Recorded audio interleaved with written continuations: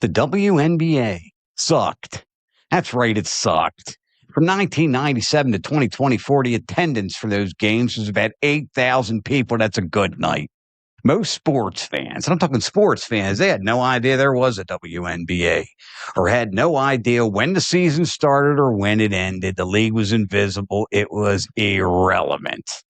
Now, coming up, we're going to be talking about Caitlin Clark. We're going to be talking Sophie Cunningham, DiJonai Carrington, and hopefully find out, in God's name, where are the adults in this league? I got to tell you, I'm dying to know. Don't forget to click the subscribe button, like, share, comment, click that notification bell for our latest episodes of Quick and Dirty with Joe Rossano. The WNBA in 20 minutes or less is next.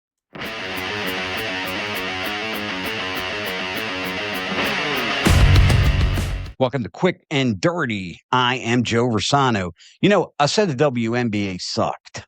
Maybe that's not fair because nobody even knew the WNBA was around. Don't give me that you did.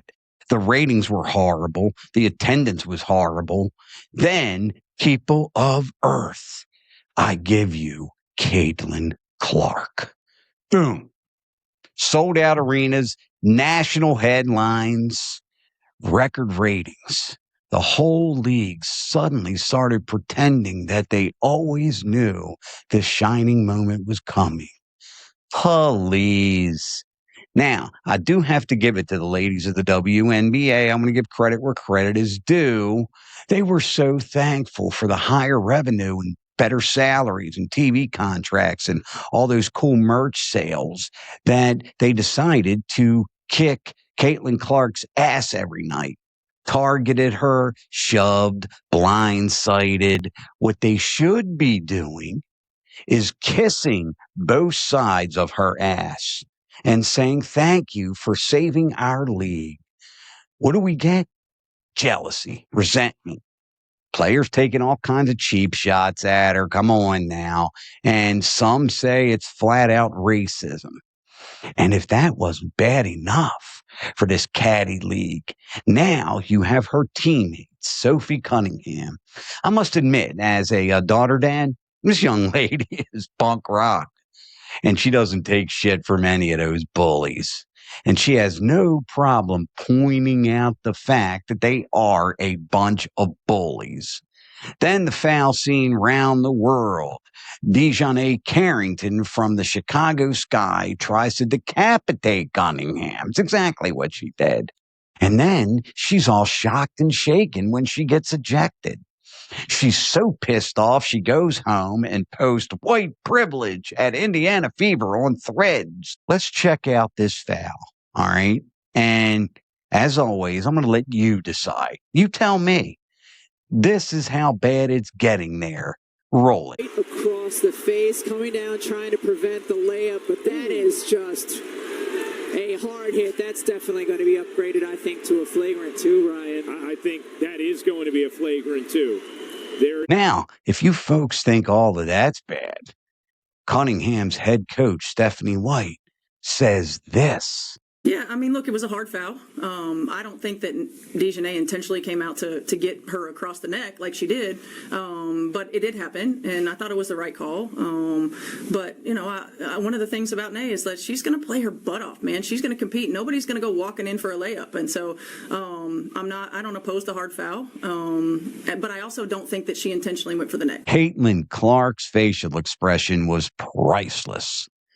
Folks, let me give you some opinions here now. So let's run a few clips because, hey, man, Rossano, we don't know what he's talking about. So let's ask some folks. I'm kind of curious here myself. You hit her in the head. You drew blood. You didn't connect with the ball at all whatsoever. So to me, it was just very ignorant and to some degree asinine by DiJonai Carrington to suggest that that call was based on white privilege. You heard him.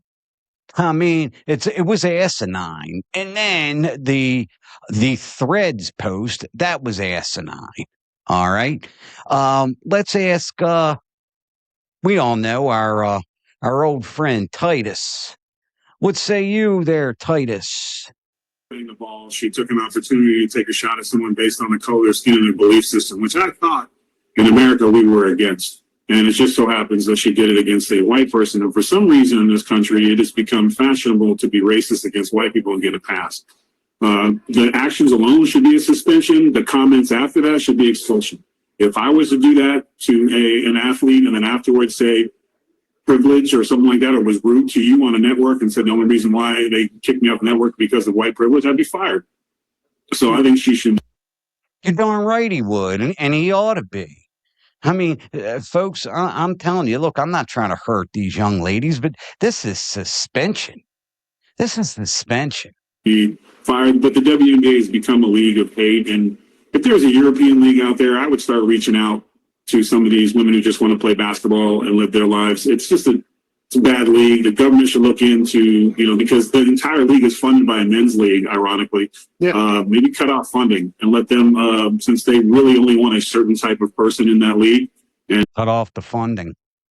Seriously, cut it off. Now, in order to be fair, I do want to put up DiJonai Carrington's response. On X, she writes, "I've never once claimed that the assessment of the foul was white privilege. That was your assumption.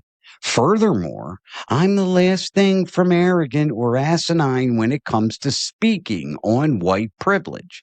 I would never use that term as a rhetorical weapon, knowing the historical and social weight it holds without having the proper evidence to substantiate it." End quote. No idea what that means. I guess maybe she didn't mean it that way. I mean, I'm really not sure. Put that in the comments because I couldn't really tell you. The bottom line, I'm going to close with this, folks, under 20 minutes or less. Caitlin Clark is the WNBA. The league should be protecting her. She saved the darn league, and I don't want to hear it. It has nothing to do with race or anything like that. Caitlin Clark gets assaulted nightly. Clark and Cunningham are carrying the product while getting punished for being popular. The WNBA needs to wake up, because without them, the league goes right back in the shitter. And finally, I have a daughter. If she had Michael Jordan's skills, I wouldn't dare let my daughter play in that league, especially the way it is now. Shame on the commissioner, shame on the coaches. As always, my dear friends and fellow Americans, do appreciate you hanging out. Your pal Joe Rossano. Again, please click the subscribe button, like, share, comment, click the notification bell for all the latest episodes of Quick and Dirty with Joe Rossano. Please take a moment to adopt yourself a pet. God bless you, my dear friends and fellow Americans, and we will see you next time.